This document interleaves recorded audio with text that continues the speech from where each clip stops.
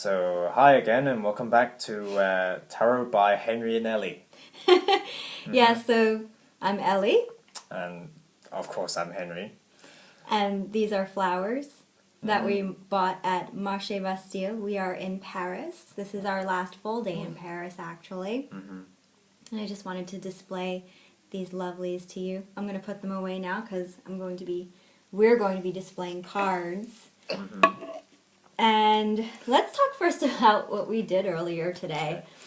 Yeah, so we decided very spontaneously to hunt down an occult store in Paris, just because. Yeah, because that's the kind of people we are. We love going to occult stores and looking at crystals and things like that. And so it was cool to see tarot cards in France. And we saw a lot of really cool French decks. And I ended up buying the Marseille deck, bien sûr. And so shout outs to the store, by the way. It's called Librairie Inconnu, which Inconnu means unknown. So I think it's referencing to mysteries. It's a library of mysteries, I suppose. And we were actually really impressed with the place. Yeah. So we would recommend going. They have crystals, they have lots of books, they had really cool decks, including some French decks that you wouldn't find many other places. You wouldn't find them in England, you wouldn't find them in the US.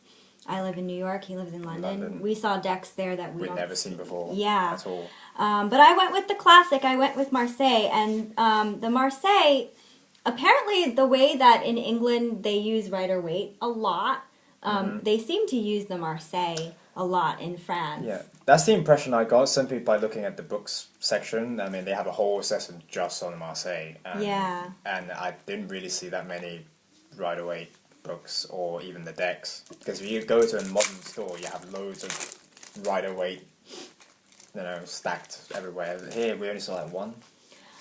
More than that, but okay. It definitely was not a primary thing as much as the Marseille was. Yeah. So I just wanted to share with you, I'm opening this in front of all of you. Whee! Exciting. There are many versions of Marseille, and this is one that I looked through, and I really liked it. I really liked the colors. Oh gosh, 2 layers to go through. Get ready for the smell. The smell? Smell of new cards. Oh, can you help me? No problem. No problem? No problem. No, He's been teaching me how to use proper Chinese accent. We've been in Paris for a week now, and we've been doing Chinese accent all week. Thank you, Henry, for teaching me. That's all good. There is no... Oh, I hear it. Yeah, it's in the middle. It's in the middle? Okay. So as it turns out, this deck is made in part by Alexandre Jodorowsky. And a few of my friends actually are into his work and into his deck. So it's just interesting that I found out afterwards that this is a Jodorowsky deck. Oh, let me smell. Smell of new cards. Cool. Smell the ink. Cool. So, here we are. It's interesting that it's actually separated. Yeah. Why is it separated? I think it's the major and the minors, maybe. Okay. So here's the little booklet. These are the chords. Oh, no. No, I don't know why. No, they seem arbitrarily separated. But anyway, here it is. Here's my new Marseille deck. And I actually also really like the backing. I think backing matters. Purple shapes. Purple. Yeah, and so I like it because there are a lot of colors in this version. Not like a normal bland version. Yeah, I see a lot of colors in this deck. Ooh, here's the star. Let's look at the star. Ta-da! I mean, if you want this deck specifically, just look for, by Alexander Jodorowsky. Jodorowsky. Okay. Yeah, just look for these names. And this color scheme, you know. Yeah, and this store, if you want to know, if you're in Paris and you want to go look at it, which we recommend, it's in the Saint-Germain area. And I thought that was so cool because Saint-Germain. Saint-Germain is Saint-Germain. And yeah. Yeah. I'm not going to say any more about that. Well, that entire street was like full of cool stuff. I mean, that street, yeah, is cute. Well, it suits me because I'm crazy about tea and organic stuff. So there was like a huge. It was, what was it called? Biogeneration. Bio means like organic in French. That's what they mean when they say bio or biologique. So it was called Generation. So it was this huge health food store, and then they also had a nice tea store in there. And I'm all about health food stuff and tea. But enough about that. So yes, it's been 6 minutes. Oh gosh. Okay, we're gonna talk about 2 cards, and we're going to compare them and contrast them. Yes. And the cards that we chose to talk about today are the Tower and Death cards. You're so good with the dramatics. Death. Death cards. I think actually the Tower card is more dramatic and violent. More dramatic. We should say the Tower card. Yeah, but it doesn't sound as Tower. Death. I'm trying. The Tower and the Tower card. Anyway. Yeah, so we're going to compare these two, which is interesting in that they're linked astrologically, and they are also the most like scary cards that non-tarot readers, you know, get intimidated by. So let's compare and contrast them just for fun, shall we? Yes, and I am going to hold the Rider-Waite visuals, and Henry has the Thoth deck visuals. And we also have the... Yeah, I just pulled these out. Yeah. So here is the Death card. Whoa. That's more similar to the Thoth than it is to It is, actually. Let's just hold these 3 up for comparison. Yeah, so these 2 are more similar. Yeah, which is interesting. With the Scythe, I think it's called, right? Yes. So, you see, the Thoth is more traditional than the Rider-Waite. Anyway, so, okay, let's start comparing and contrasting. So, first of all, the astrological link between the two. The Tower card represents the energy of Mars. And Mars is the god of war in Roman mythology. So this also links towards Aries, and in Egyptian mythology it would be Horus, or any war god in particular. So we see that it's all about, you know, violence and destruction, and in its purest form, like there's no like moral judgment about anything. It's just destruction. That's all it is. And then we have the Death card, which is ruled by Scorpio. Scorpio is ruled by Mars. Mm-hmm. So you see, death is also destruction in a sense, but it's a sort of particular kind. Do you want to show just the... you should, yeah, okay. You want to go on before I do?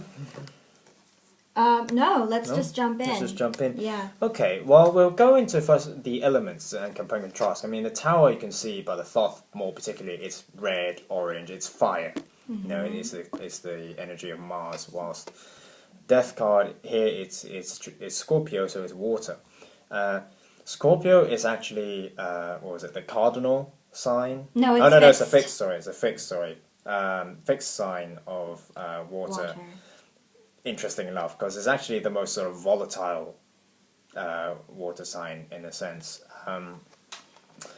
So you see that in astrology, Scorpio sort of represents sort of sudden ups and downs, even accidents, injuries, surgery to an extent, because it's sort of going deep within things, which Scorpio does. Scorpio is just a really intense personality, good and bad. It's just really emotional in a sort of aggressive way, because he is ruled by Mars.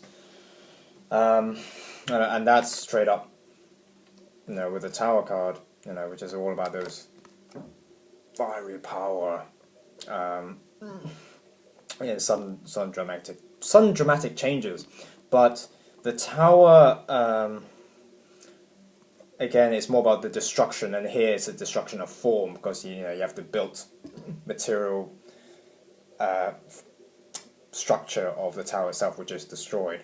Whereas death, you can kind of say it's more like the death of organic things, as opposed to stone, bricks, and all sorts of stuff. But you can also say that with the fire and water comparison,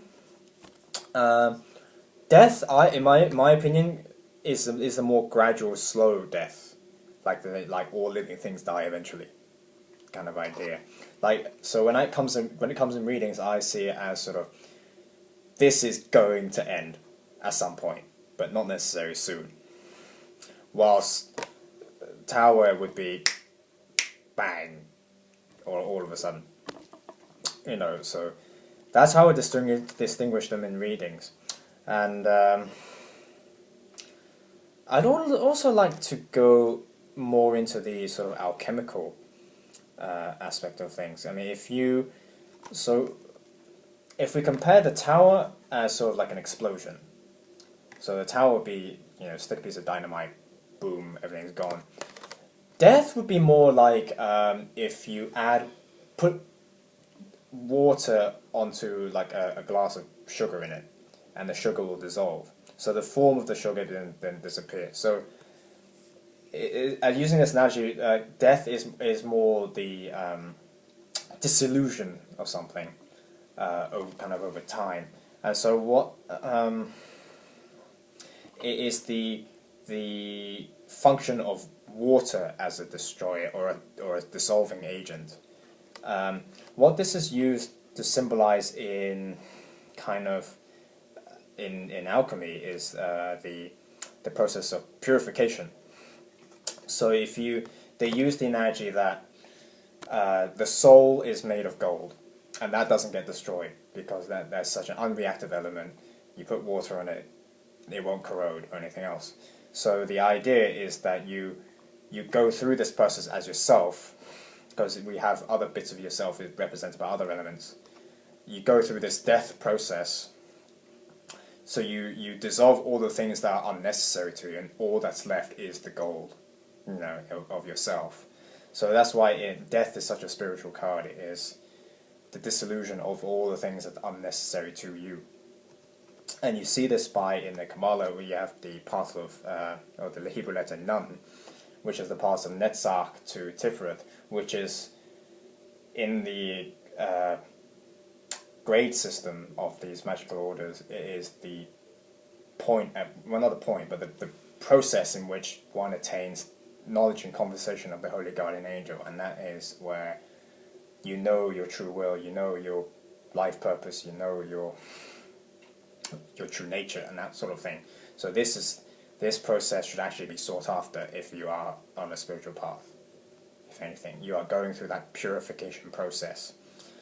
The Tower is a bit less discriminating to an extent. It's just destruction, pure and simple. But if you also look at the theory behind it, where you have Geburah, which is the force that sort of destroys the unnecessary things.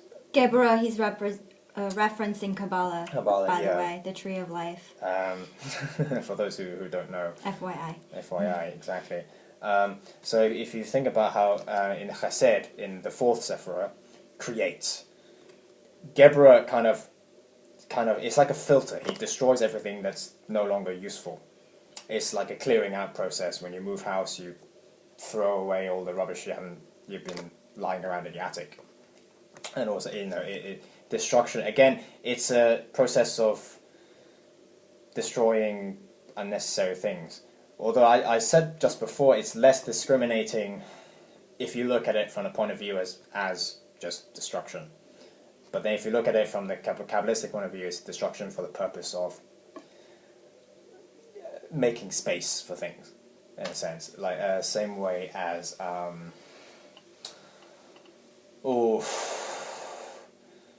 me think. Same way, it's like gardening. You root out the weeds and you keep the flowers. And that's kind of what the tower is. But it's very violent, aggressive, you know, pulling them out and tearing stuff to pieces to do so, you know. In readings, in a life sense, it would kind of be the equivalent of trying to kick a habit. Say you're a smoker, you want to, you know, stop smoking. Essentially, you really have to force yourself to do it, and just almost like feel like you're punishing like, you know, slap yourself on the wrist every time you feel the temptation. You're trying to kick, really, literally destroy it. You know, that thing that's not necessary to you, which is different from death, which is you're purifying yourself, which is slightly different. Some things need the tower energy to be gotten rid of. Some things it will happen over time anyway. You know? So yeah, I think that's my spiel of the death and tower cards done.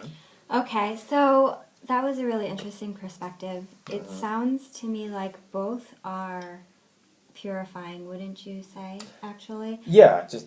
use of different elements, though, are used, it sounds like. Yeah, oh. Water for dissolution. And purification by fire, burning away. Yeah, well, dissolution is more... it's transformative.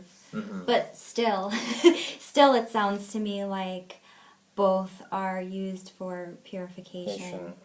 I mean, but just by different means and different elements. Yeah. I mean, it's also a destruction of form in general for the tower. I mean, like, it's similar to how you melt a piece of metal to reforge it into something else. You know, you have to break down its old shape, essentially, but the thing's still there. Absolute destruction doesn't really happen. You know, everything is only changed from one form to the other, scientifically speaking. So, you know, so any new readers out there, don't be scared of these two cards. That's all it is. You know, that's all it is. That's all it is. It's part of life. It's part of life. We all have a death phase and a tower phase. Oh, we have loads several of times in our lives, probably. You know, loads of these. You know, probably every day.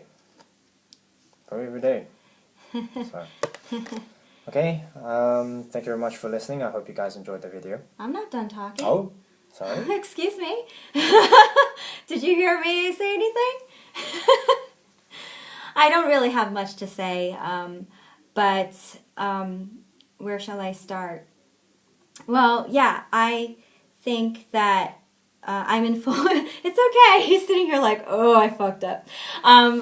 Yeah, so the Death card and the Tower card are both about change, and I think many tarot readers wonder, well, what's the difference between the two, because both represent transformation.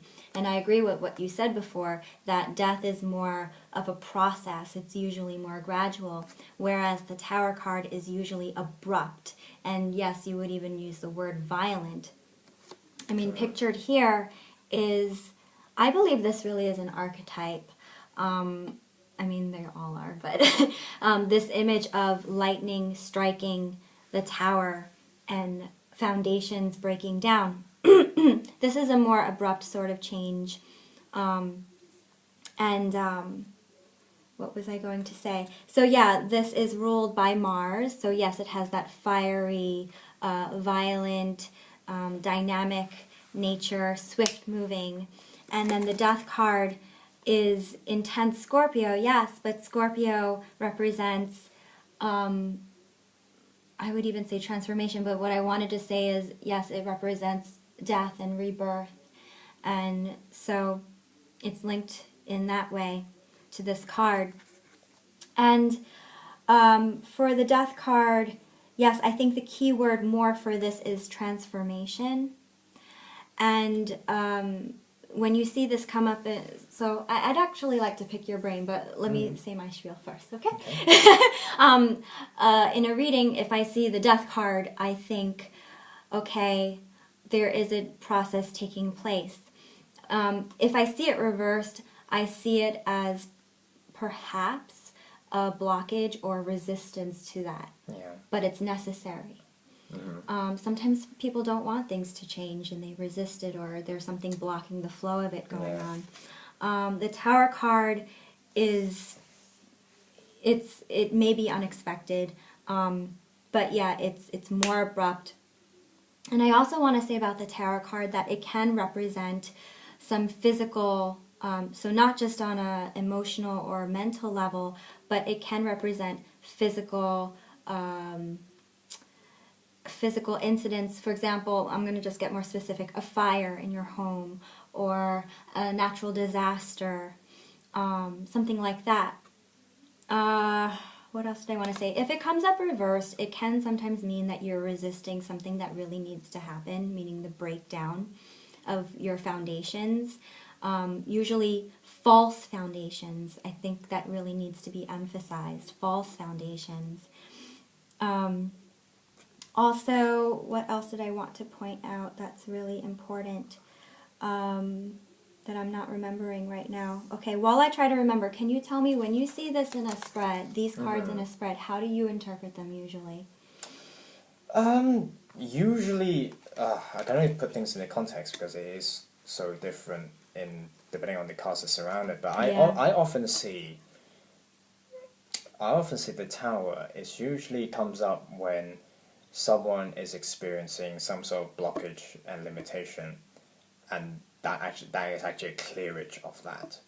I feel, or if someone has say the Moon card, which is like they're deluded or something, and then the Tower is like, okay, you're getting rid of that. You know, often I see it's Towers for the better in many cases, even if it kind of hurts a lot of the time. I rarely see the Tower come up for stuff that's getting rid of good things. My personal experience, I just rarely see it. Just out of curiosity, and maybe just for the curiosity of viewers possibly, what cards in the deck would you think represent letting go of things that are still desired? Letting go of it, or valuable, because actually I do want to say that the Tower can also represent letting go of something that you desire. But I mean letting go of something that's positive. The Eight of Cups, possibly. I would attribute that actually more to the 10. It's like the 10 of Cups, because it's more like because the 10 of Cups is when the good thing kind of finishes. And it's then time to move, you know, because it's Mars in Pisces, if I remember correctly. Yeah, I think it's Mars in Pisces, and I think it might be Pisces. Yeah, and Mars, you know, Mars again is just destruction, but Pisces is sort of like, you know, it's the dreamy type personality, and that's dreams have to end, kind of thing. Not this one, not this one. I didn't say that. Okay. But yeah, it's always sad. Yeah. But okay, thank you for answering that question. I was curious. That question came up for me.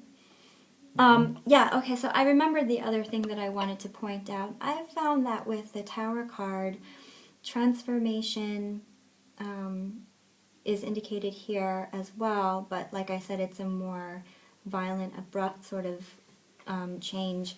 And it's usually, I don't want to say usually, but more often than the Death card, I've found it's about something in the mind, and it can represent belief systems breaking down.